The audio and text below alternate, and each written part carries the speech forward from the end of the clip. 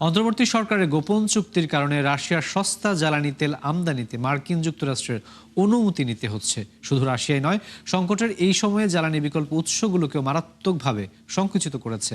নাগরিক প্ল্যাটফর্মের এক প্রাক বাজেট আলোচনায় এ তথ্য উঠে এসেছে। এতে বলা হয় যে মধ্যপ্রাচ্যে চলমান যুদ্ধের জেরে বিশ্ববাজারে যেভাবে জ্বালানির দাম বেড়েছে, তাতে সরকারের ব্যয় বাড়বে বছরে প্রায় $5 বিলিয়ন, যা জিডিপির 1.1%, যার প্রভাবে চলতি হিসাবে ঘাটতি আরও বৃদ্ধির শঙ্কা রয়েছে। সংস্থাটির আহ্বায়ক ডক্টর দেবপ্রিয় ভট্টাচার্য বলেছেন যে বর্তমানে বিদ্যুৎ খাতে দেয়া 37,000 কোটি টাকা ভর্তুকি IMF এর শর্ত পরিপন্থী, যা 2028 সালের মধ্যে যৌক্তিক পর্যায়ে নামিয়ে আনতে হবে সরকারকে।